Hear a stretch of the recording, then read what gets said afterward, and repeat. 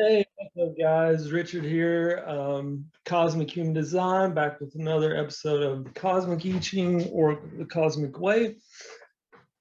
And here we are on Hexagram 27, making our way through all 64 of these hexagrams.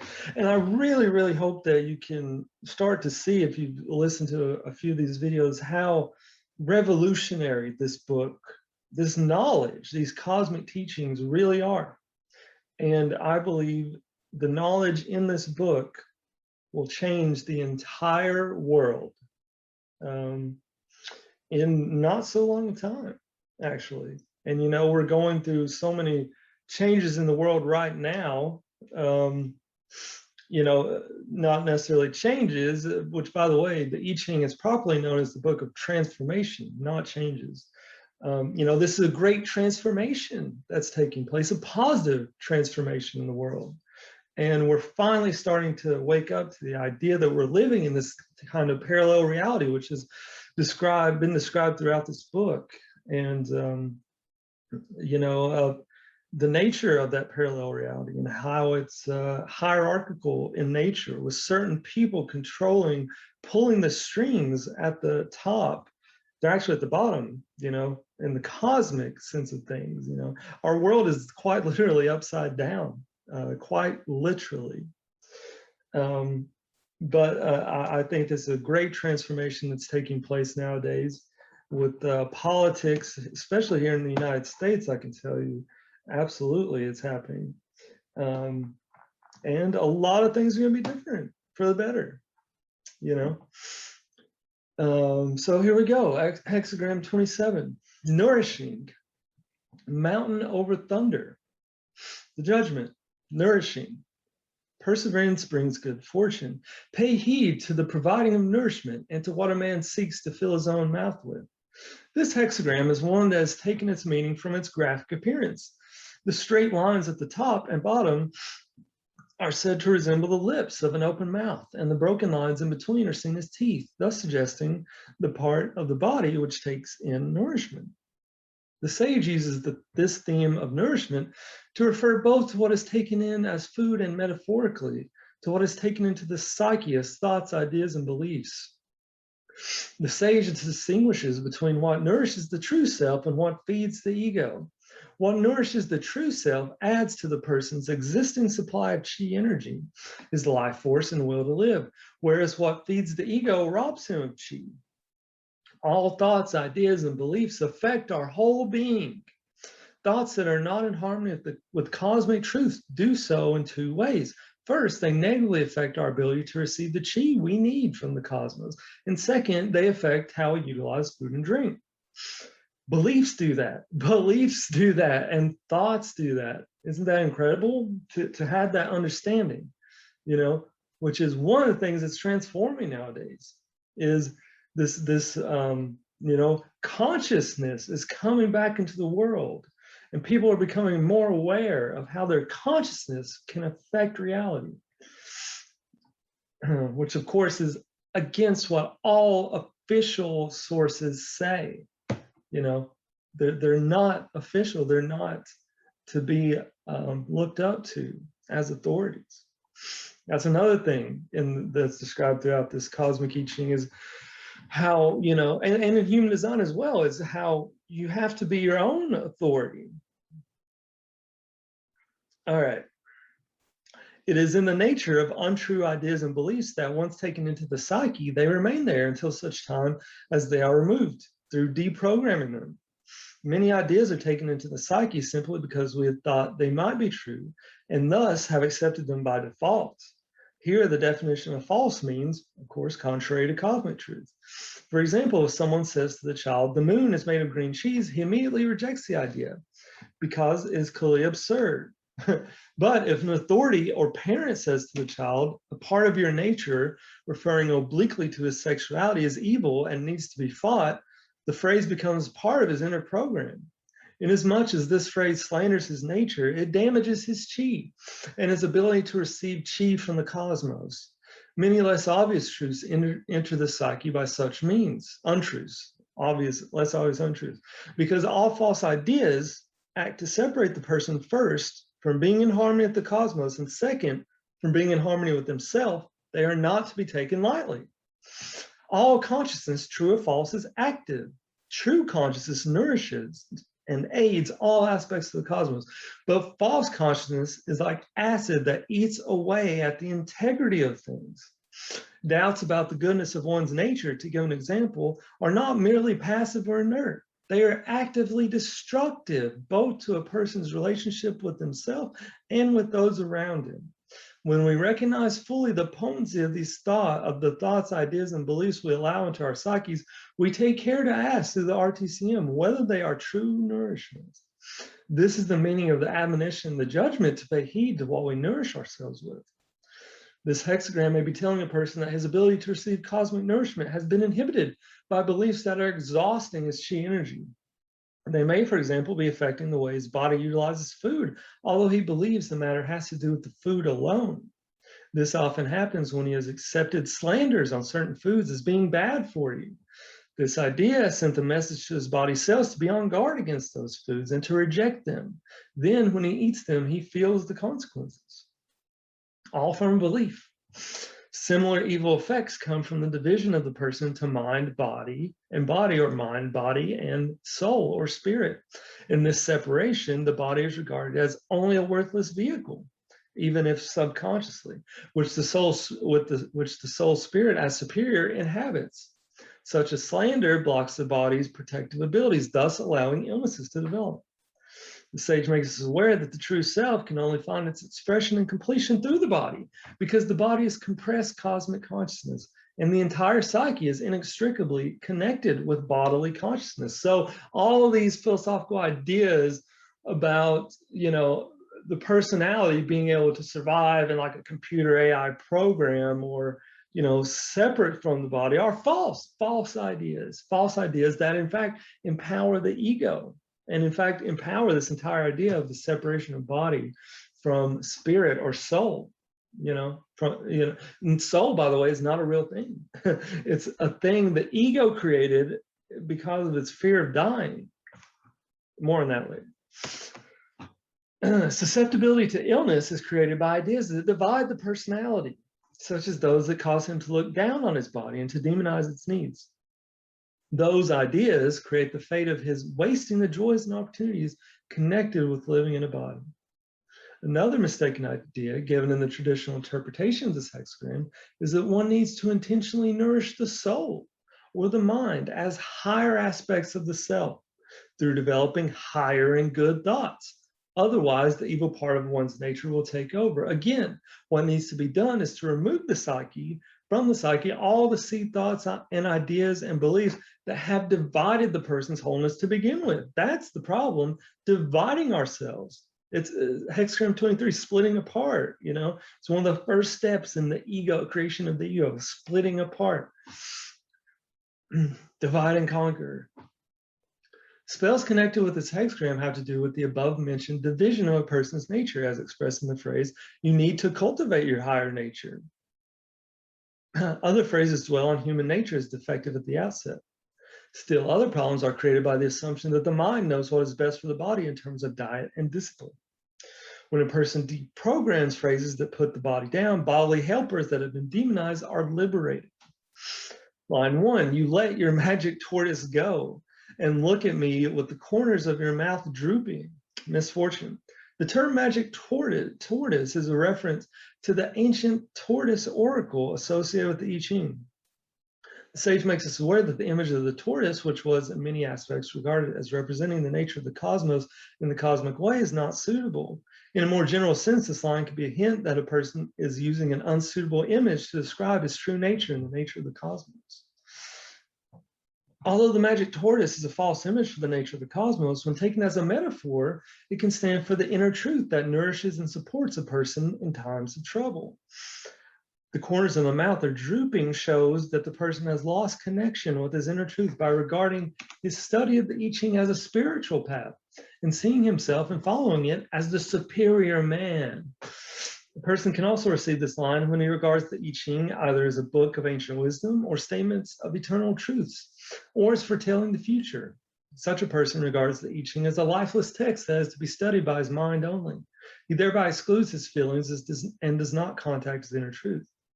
Moreover, he may be seeing the text as a collection of human wisdom, whereby he denies the role of the cosmic teacher, the sage, in its development. And its development is ongoing.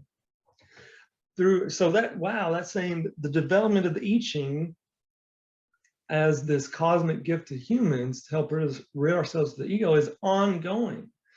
It's in further development by, both humans, the sage, and the helpers, and the cosmos in general.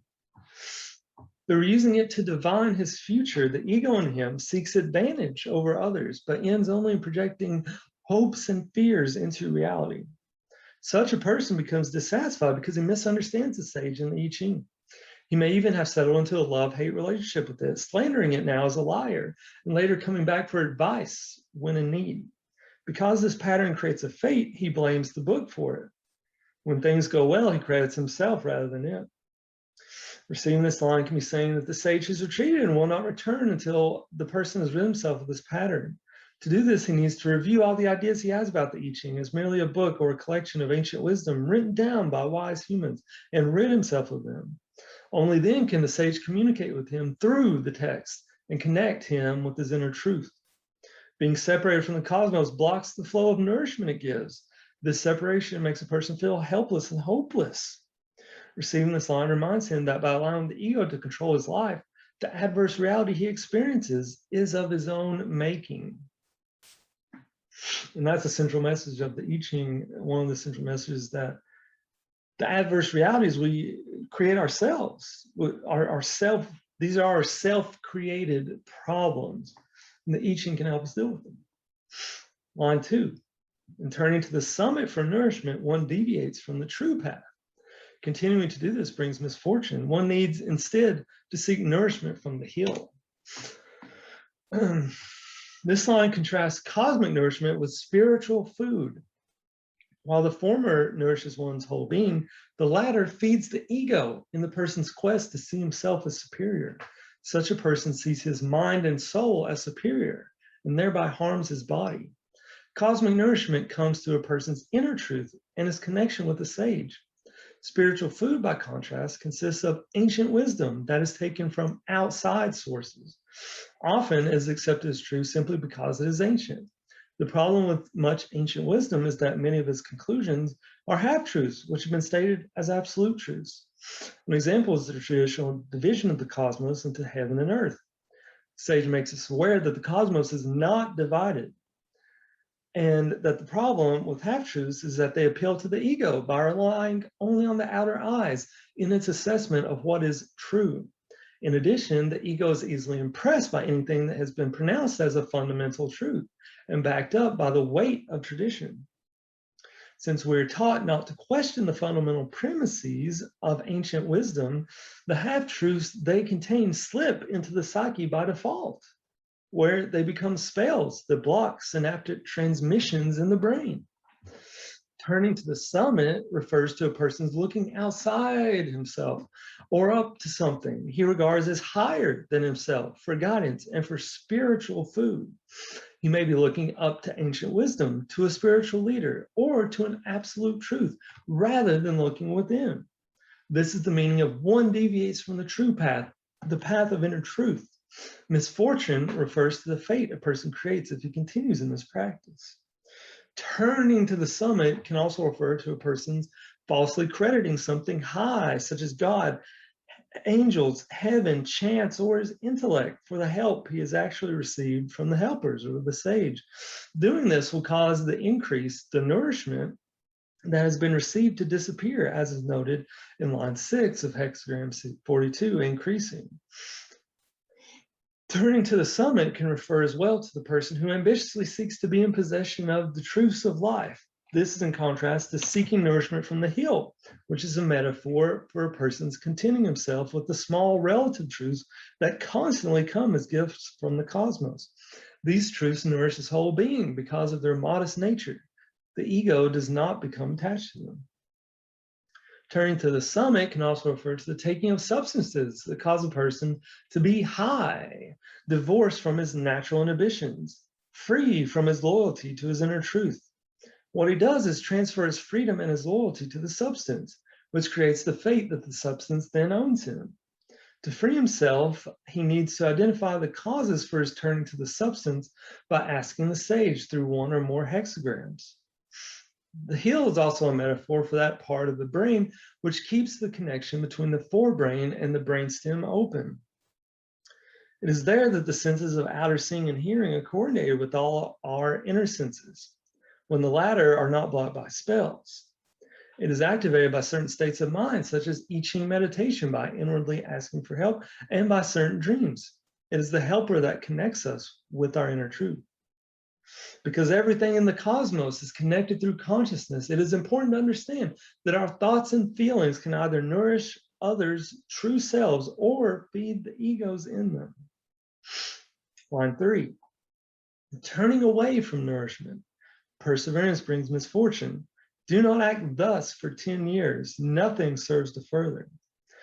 The person receiving this line has incurred a fate due to consulting the I Ching after the sage has retreated, as described in line 1, and consequently has only been communicating with the ego and its desires. Having failed to experience the success he has expected, he now calls the I Ching a liar. Do not act thus for 10 years refers to the new fate he is creating by blaming the I Ching for his misfortune. In the course of this pattern, the person has allowed the ego to place a blame spell on the sage.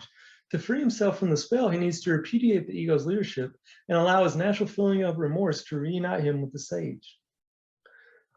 Line 4, turning to the summit for provision of nourishment brings good fortune. Spying about with sharp eyes like a tiger with insatiable craving, no blame. Here, turning to the summit for provision and nourishment, first to allowing the mind to decide which food is good and which is not. As a consequence, the body, which knows very well by its own consciousness what it needs, becomes deprived and then starved. Thus, the reference to spying about with sharp eyes with insatiable craving, not receiving what it needs, the body then gives up and its digestive processes malfunction, as in anorexia and bulimia. The good fortune mentioned can only take place if the person will turn the matter of food back over to the body and free the food he has decided is bad from being demonized by the ego. This line can also be pointing to the mistaken idea that humans are born with an original fault or lack. This idea acts as a poison arrow in a person's psyche, making him susceptible to illness.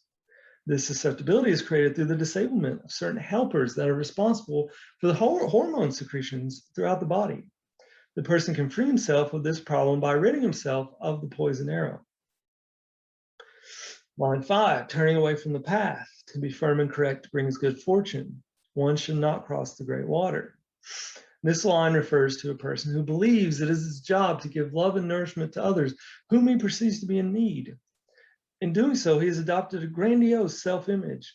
If he continues acting in this way, he will create a fate. To free himself of that self-image, he first needs to recognize that each person has the ability to call for help for himself. It is the sage that activates people to help through spontaneous acts of kindness. Being firm and correct is counsel not to act while in the presence of another whose ego is demanding attention. Not to act means to refuse inwardly to give this attention, because doing so would only feed and strengthen the ego more. A polite and determined retreat is all that is needed. One should not cross the great water means that the person should wait until the other has returned to modesty. Line 6, the source of nourishment. Awareness of danger brings good fortune. It furthers one to cross the great water. This line reminds us to keep aware that the true source of nourishment is the cosmos and nature. Awareness of danger, however, is a warning that even though a person's relationship with the sage has been restored, the ego is still actively seeking to reinstall itself, because the ego is like this computer-like virus that infects the mind through words, through spells, phrases, and beliefs, and traditions, and myths, and all this stuff. It programs the mind. It furthers one to cross the great water is counsel that the person needs to firmly decide on which side of the great water he desires to be in the sphere of cosmic harmony or in the parallel reality created by the collective ego. For as long as this decision of will has not been made, he will remain attached to the parallel reality, and his inner efforts will continue to be undone by the ego. Whether a person desires to live in the cosmic reality, the sphere of consciousness, can be determined by asking himself these simple questions. Am I including in my daily awareness the sage and the helpers in the invisible world? Am I remembering to ask for help from these sources for all my needs? Do I credit the helpers for the help and gifts I receive? Am I unwilling to go along with things that go against my deepest inner feelings of what is true and correct? Am I willing to say the inner no to what is incorrect? Do I say a yes to the gift of my life? These questions help a person to recognize whether his will is attuned to the cosmos or whether it is under the command of the ego. The person who is living in the cosmic reality appears to be like anyone else. He goes to his job, to the market, to the bank, etc. The difference is that his world is full of blessings and help. He experiences life as joy and fulfillment. When difficulties arise, he summons the sage and the helpers that come quickly to his aid because of his modesty. They send him premonitions of when it is important to act, such as telling him in a dream, or meditation to sell certain stocks, to publish a book, to make a visit to someone, or they send messages to hold him back from going somewhere on a certain day, to prevent him from getting drawn into someone else's fate. This is the cosmic reality that we could all be living in. Everything harmonious, everything great and awesome. Hardly anyone lives in this reality all the time. Throughout the period of learning about it, mistaken beliefs still hold a person in the parallel reality, and so he only gains moments of experiencing the cosmic reality. But with each experience of it, he grows more confident in his relationship with the cosmos. A person may be held within the parallel reality by the ego-generated fear that seeking help from the sage will deprive him of nourishment he thinks comes from his beliefs and practices. Such beliefs, however, cause him to constantly interpret the sage's counsel in the context of those beliefs. Therefore, he misunderstands the sage entirely. In order for the sage's help to become available, he needs to put his beliefs and practices aside altogether, at least temporarily. Have to open your mind to the sage, to the cosmos. The ego may also be trying to convince him that freeing his true self is too hard. He needs to say the inner no to his attempts to distract him from taking the steps that will help free himself from the ego's influence. All right, guys, thanks so much for watching. Don't forget to like and subscribe right there, and I'll see you again in the next one.